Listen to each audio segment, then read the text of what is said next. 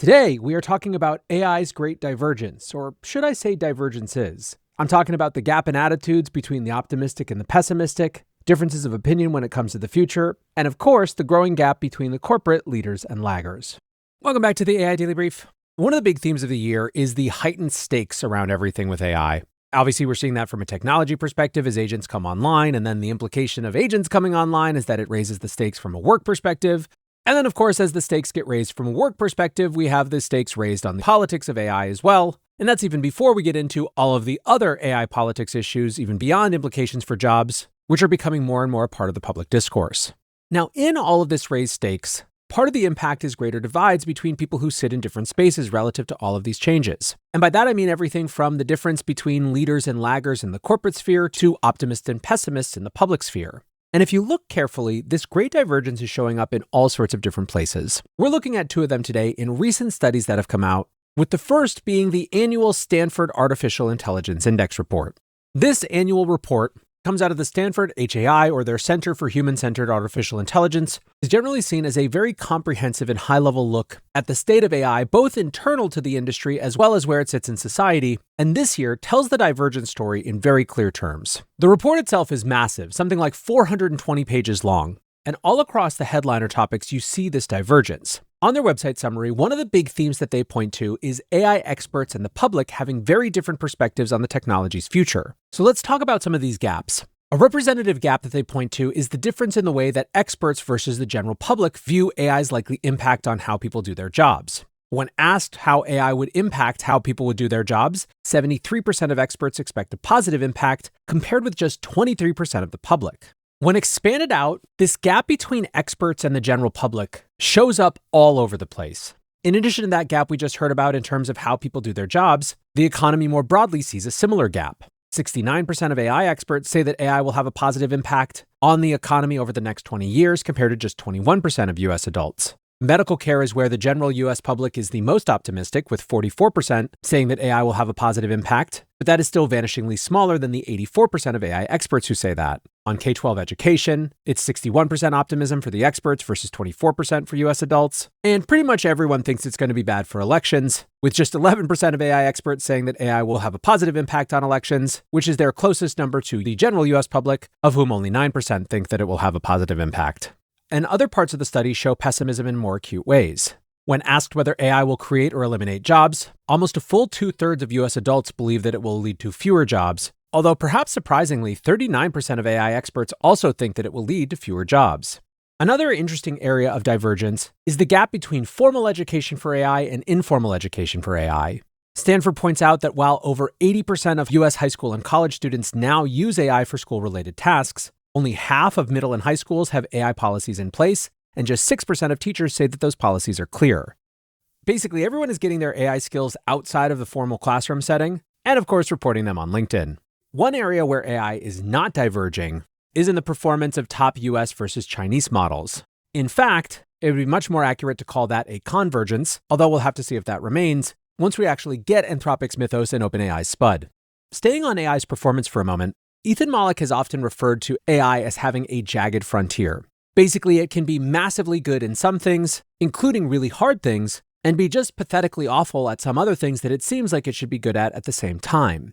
This is actually one of Stanford's big takeaways as well, where AI models can win a gold medal at the International Math Olympiad, but not reliably tell time. Now, this jagged capability frontier can also lead to jagged adoption, especially inside the enterprise, as organizations have to individually figure out where AI does and doesn't fit within what they do.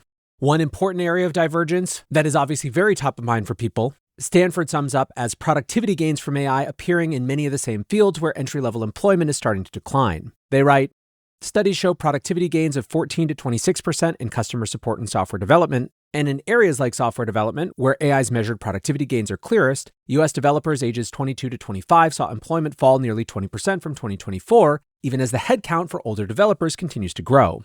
And so here we're seeing not just divergence between productivity gains and employment, but actually divergence between different types of employment, with early stage employees going one direction and older employees going the other. Now, if Stanford is showing this story of divergence on the very biggest macro levels, AI's great divergence is also very acutely captured at the enterprise level by a new study from PwC.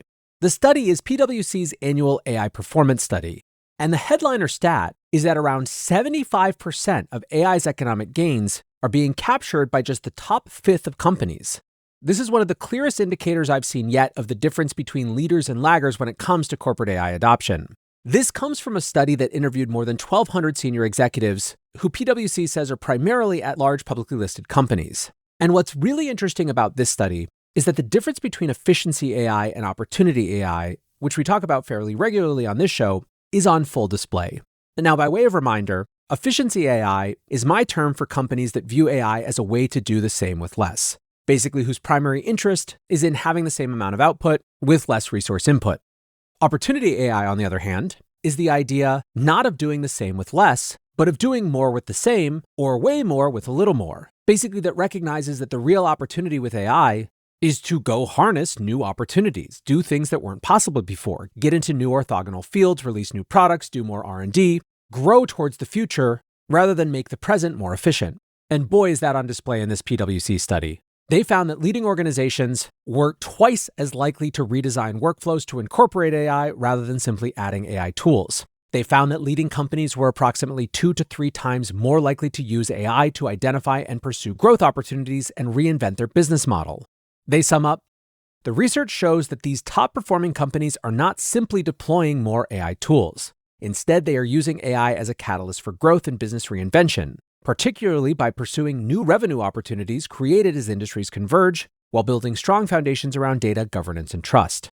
Now, interestingly, one might think that this is all about just using AI for more, and certainly that's part of it. The companies in their survey that had the best AI-driven financial outcomes were twice as likely to be executing multiple tasks within guardrails, and about twice as likely to be allowing AI to operate in autonomous, self-optimizing ways. They were increasing the number of decisions made without human intervention at almost 3 times the rate of their peers. And yet, the story is a combination of automation but also governance. These leaders were 1.7 times as likely to have mechanisms such as responsible AI frameworks, and 1.5 times more likely to have cross-functional AI governance boards. In addition to doing more with AI, the employees of these leaders are twice as likely to trust AI outputs as those from the laggers.